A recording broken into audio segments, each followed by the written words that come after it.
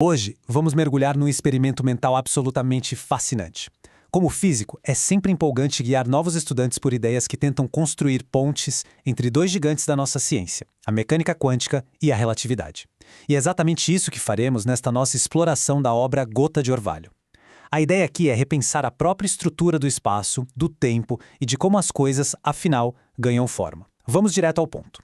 Imaginemos por um instante uma simples gota de orvalho refletindo o céu da manhã. Parece algo pequeno, talvez até insignificante, mas não está aqui por acaso, de forma alguma. Essa imagem captura perfeitamente como o universo não é feito apenas de grandes blocos imutáveis, mas reorganiza a si mesmo a partir das menores tensões. É nessa escala incrivelmente sutil, naquele milissegundo, em que a gota sustenta o mundo inteiro antes de cair, que encontramos as pistas para entender o todo.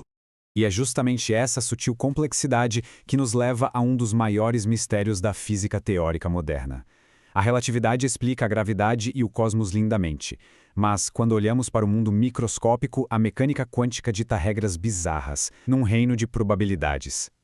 A grande questão é, por que o universo macroscópico da gravidade e o universo microscópico do potencial quântico parecem ser tão estruturalmente incompatíveis?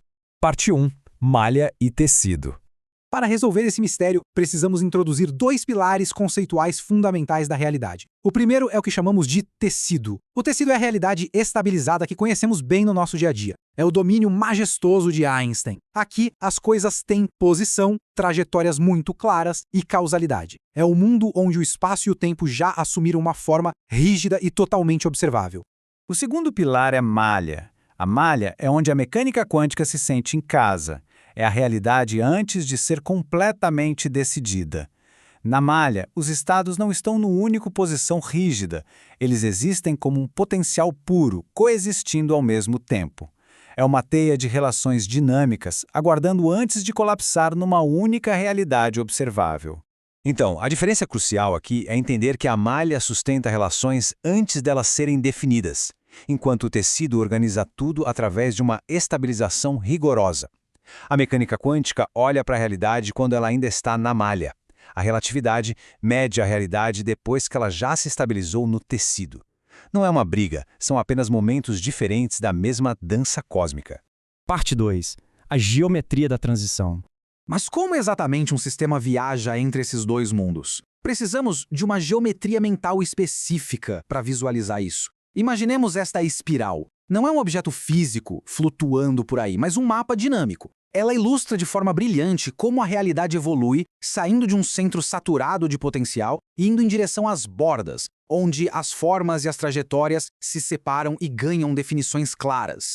Lá no centro caótico dessa espiral, a saturação temporal e a intensa reorganização predominam. É a nossa malha em pura ebulição. Já nas bordas mais externas, essa tensão relaxa. O espaço se estabiliza em uma realidade definida e observável. A realidade simplesmente flui de forma contínua desse centro turbulento para as bordas definidas do tecido. Parte 3. Sistemas de predominância.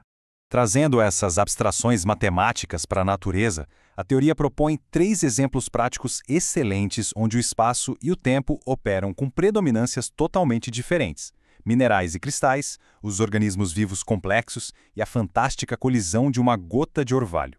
Olhem só o contraste direto.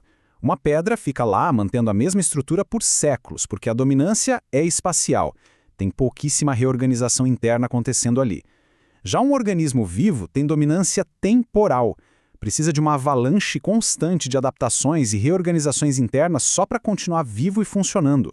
E o que acontece quando a pressão no sistema fica grande demais? A gota de orvalho responde isso de forma belíssima. Enquanto cai, ela mantém sua coerência. Mas quando bate numa poça, múltiplas forças agem sobre ela ao mesmo tempo. Ela atinge o que chamamos de saturação estrutural e colapsa. Mas não desaparece, certo? Ela simplesmente se redistribui numa nova forma. Parte 4. A mecânica do envelhecimento. Essa distinção entre estabilidade espacial e reorganização temporal explica perfeitamente algo muito familiar para todos nós: o envelhecimento biológico. Estruturalmente, envelhecer não é só um relógio avançando. É o resultado de um sistema lutando intensamente para sustentar uma quantidade enorme de reorganizações internas dentro de um tecido já estabilizado. A pedra persiste, a biologia envelhece. Pensemos no volume absurdo de processos rolando ao mesmo tempo num ser vivo. Metabolismo, reprodução celular, memória processando dados, adaptação ao ambiente. Essa simultaneidade massiva puxa o corpo cada vez mais para o centro caótico da espiral temporal. O sistema acaba saturando sob a própria complexidade, até que, assim como a gota na poça, não consegue mais manter a coerência inicial. Parte 5. A luz e a gravidade espiral.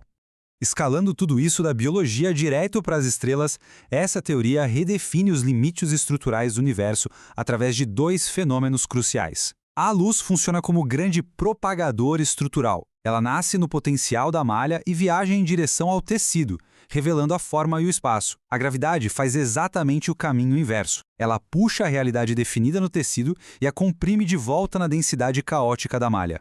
E isso explica de forma espetacular o que é um buraco negro na física avançada. É o ponto supremo de saturação relacional, onde a gravidade forçou o tecido a colapsar completamente de volta para a intensidade da malha. O tecido perde totalmente a capacidade de manter separações observáveis. Por isso, nem a luz escapa. Simplesmente não há mais espaço estabilizado sobrando para ela iluminar. Toda essa vertiginosa complexidade cósmica nos traz de volta àquela nossa primeira imagem. O autor da obra encapsula tudo com esta citação fantástica. O oceano não começa na imensidão, começa na primeira gota que ousou permanecer. O universo inteiro é uma relação contínua, construída a partir dessas minúsculas tensões estruturais, numa dança infinita entre potencial e definição. E para finalizar a nossa exploração, deixo uma reflexão profunda. Se tudo no universo é essa pulsação contínua entre a malha e o tecido, onde a consciência se situa no meio de tudo isso? Onde está a mente nessa espiral gigantesca? Se a existência é uma dança eterna entre estabilização e reorganização, fica a pergunta para que possamos continuar investigando. Quem convida a estrutura cósmica para dançar?